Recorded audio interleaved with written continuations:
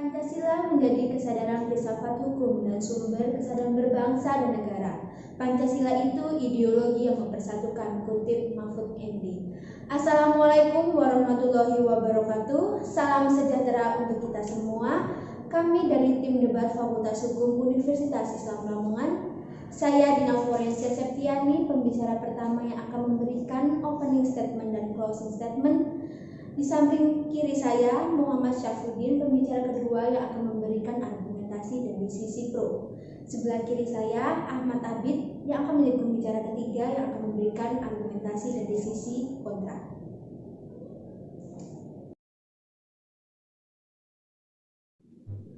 Baik Dewan Juri yang terhormat, mosi kita pada kali ini adalah perampasan hak politik para ex-HTI dan PKI lewat rancangan Undang-Undang Pemilu. Pemilihan umum atau biasanya disingkat dengan pemilu menjadi sangat dekat hubungannya dengan masalah politik dan pergantian pemimpin di suatu daerah atau tempat seperti pilpres, pilkada, dan pemilihan DPR. Dikutip dari situs resmi Komisi Pemilihan Umum bahwasanya sebuah negara demokrasi, yaitu seperti Indonesia, pemilu merupakan salah satu pilar utama dari akumulasi kehendak masyarakat. Selanjutnya sesuai dengan UU Nomor 8 Tahun 2002 tentang pemilihan DPR, pemilu adalah sarana pelaksana kedaulatan rakyat yang dilaksanakan secara langsung, umum, bebas, rahasia, jujur, dan adil dalam negara kesatuan Republik Indonesia yang berdasarkan Pancasila dan Undang-Undang Dasar 1945. Maka dari itu, ketika Indonesia melaksanakan pemilu harus sesuai dengan Pancasila dan UUD 1945. Selanjutnya, seperti yang kita ketahui, setiap penjabat negara yang mencalonkan diri harus mengedepankan 4 konsensus Indonesia, yaitu Pancasila, NKRI, Bhinneka Tunggal Ika, dan Undang-Undang Dasar 1945. Sementara adapun isu kali ini adalah para ex-HTI dan PKI ingin ataupun hak politiknya akan dirampas lewat rancangan Undang-Undang Pemilu. Yang kita ketahui selanjutnya, para ex-anggota HTI dan PKI tidak mengakui yaitu adanya 4 konsensus dari negara Indonesia, sehingga selayaknya tidak diperkenankan menjadi peserta dari pemilu. Dan kita ketahui juga bahwasanya HTI sendiri telah dibukukan di Indonesia dengan keputusan Kementerian Hukum dan HAM pada tahun 2017 karena badan hukumnya tidak dicabut dari Indonesia dan melanggar Perpu Nomor 2 Tahun 2017.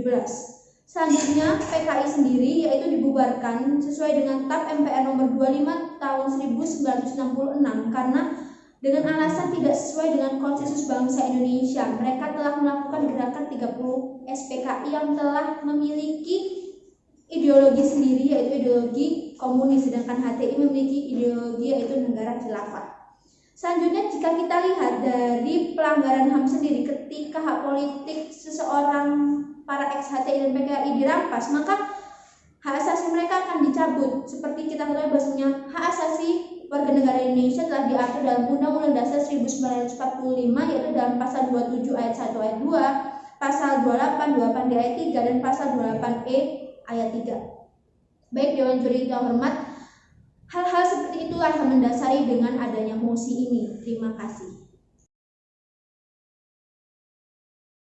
Baik, terima kasih Dewan Juri yang terhormat. Saya dari tim Pro membahas tentang mosi kali ini tentang pencabutan hak politik para ex-HTI dan ex-PKI lewat rancangan Undang-Undang Pemilu masuk dalam program legislatif nasional atau biasa dibilang prolegnas. Prioritas DPR tahun 2021 mengatur larangan bagi ex-anggota HTI mengikuti pemilihan legislatif, pemilihan presiden, serta pemilihan kepala daerah. Dikutip dari CNN Indonesia. Berbicara tentang HTI yang kita ketahui tentang HTI adalah Hizbut Tahrir Indonesia. Itu adalah organisasi masyarakat yang terlarang karena menurut kami organisasi masyarakat tersebut sangat berbahaya. Karena organisasi masyarakat tersebut juga menanamkan ideologi yang bertentangan dengan ideologi kita, yaitu ideologi Pancasila. Bukan hanya di Indonesia saja, bahkan di negara-negara yang lain. Hizbut Tahrir atau pasukan kebebasan diberikan dibatasi gerak lingkup untuk kegiatannya tersebut karena kemungkinan membawa sangat mengancam untuk negara-negara yang Di situ ada pasukan-pasukan pembebasan. Kemudian PKI, yang kita ketahui tentang PKI adalah Partai Komunis Indonesia, yang di sana memiliki cerita masa kelam yang sangat buruk terhadap Indonesia. Karena pada tanggal 30 September 1965 PKI juga melakukan pergerakan serta melakukan kudeta dan juga melakukan pembunuhan terhadap 7 jenderal besar TNI Angkatan Darat yang dipimpin oleh pergerakannya dipimpin oleh Jenderal Untung. Dimuat dalam Perpu nomor 2 tahun 2017, maka dari itu dikeluarkan TAP MPRS nomor 25 tahun 1966 tentang pembubaran PKI dan HTI sendiri telah dicabut oleh Kemenkumham badan hukumnya pada tahun 2017. Merujuk pada pasal 235 1 KUHP yang berbunyi hak terpidana yang dengan putusan hakim. Kemudian ada juga pasal 38 ayat 1 KUHP yang berbunyi jika dilakukan pencabutan hak, hakim menentukan lamanya pencabutan sebagai berikut. 1. Dalam hal pidana mati atau pidana penjara seumur hidup, lamanya pencabutan seumur hidup. Yang kedua, dalam hal pidana penjara untuk waktu tertentu atau pidana kurungan, lamanya pencabutan paling sedikit 2 tahun dan paling lama 5 tahun atau majelis hakim menentukan lain.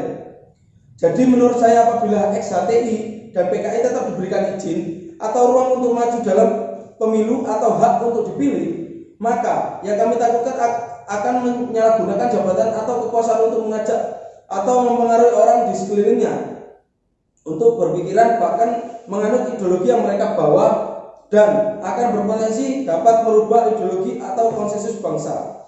Jadi kami dari tim Pro sangat mendukung atas kebijakan pemerintah untuk mencabut hak politik para ex-HTI dan ex-PKI lewat rancangan undang-undang pemilu. Terima kasih.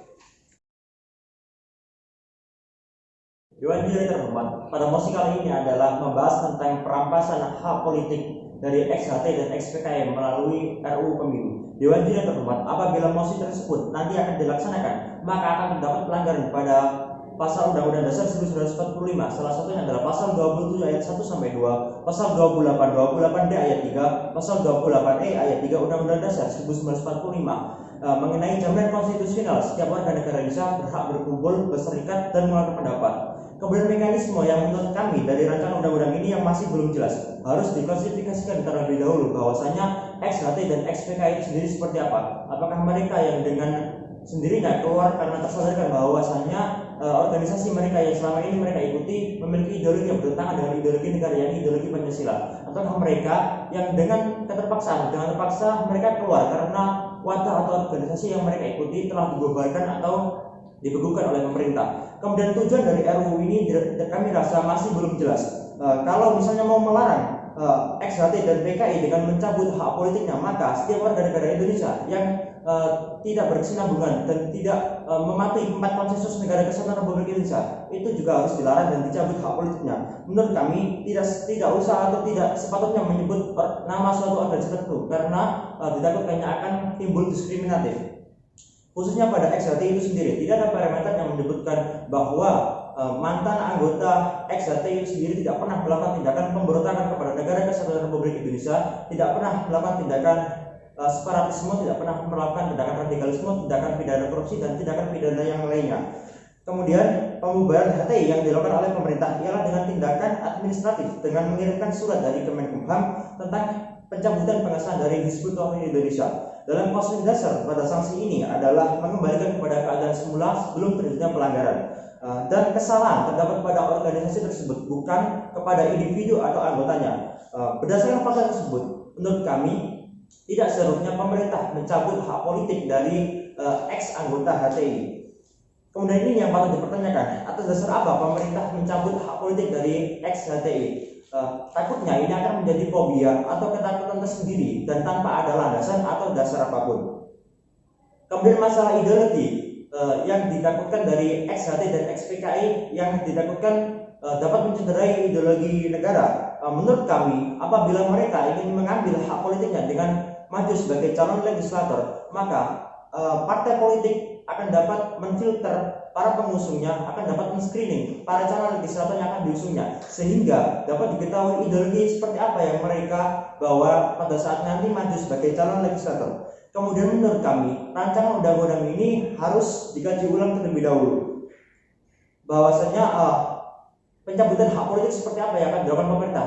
Apakah pencabutan hak politik untuk dipilih atau memilih? Kalaupun mencabut hak memilih, maka akan terjadi beberapa pelanggaran pada Undang-Undang Dasar 1945. Salah satunya adalah pasal 1 ayat 2, 2 ayat 1, 6A ayat 1, 19 ayat 1, 22C ayat 1 tentang hak bagi setiap warga negara Indonesia untuk memilih.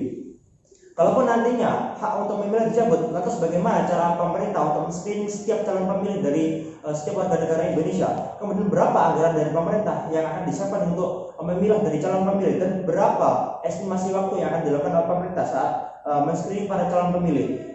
Kemudian apabila nanti dilakukannya akan salah sasaran, lantas berapa banyak hak dari warga negara Indonesia yang akan diambil oleh pemerintah. Berdasarkan analisis tersebut, menurut kami, rancangan undang-undang ini dirasa sudah melampaui batas dan melanggar ketentuan terkait hak politik dari setiap warga negara. Oleh sebab itu, kami menolak mosi tersebut. Baik Dewan Juri yang terhormat, izinkan kami dari tim debat Fakultas Hukum Universitas Islam Lamongan memberikan closing statement. Jadi, jika mosi ini tetap dilaksanakan, negara Indonesia dapat menjaga ideologi dari negara seperti ideologi Pancasila dan memberikan rasa keamanan kepada warga negara, karena kita ketahui jika mosi ini ataupun tidak dilaksanakan, maka akan terjadi perpecahan. Dan kita ketahui juga bahwa Indonesia merupakan negara yang berdasarkan pada hukum, dan salah satunya yaitu HAM yang tidak dapat dikurangi dalam keadaan apapun sesuai dengan pasal 28 I ayat 1, dan wajib menjunjung hukum dan pemerintah itu tanpa adanya kecuali sesuai dengan pasal 30 ayat 1 Undang-Undang Dasar 1945. Selanjutnya, apabila mosi ini tetap dilaksanakan, maka hak asasi manusia setiap warga negara yang ada di Indonesia itu akan terlanggar. Mengapa? Kita ketahui juga bahwa Indonesia merupakan negara hukum dan demokrasi, memiliki prinsip. Yang pertama itu ada prinsip asas legalitas, prinsip perlindungan hak asasi manusia bagi setiap warga negaranya, ada keterbukaan, dan yang terakhir adalah partisipasi politik. Nah, jika mosi ini tetap dilaksanakan, maka pemerintah Indonesia telah menciderai yaitu tentang perlindungan asasi manusia dan partisipasi dalam politik. Maka dari itu, sebaiknya negara Indonesia harus memiliki dan membuat suatu regulasi yang jelas dan memberikan kepastian hukum pada setiap warga negaranya. Sekian dari kami, terima kasih.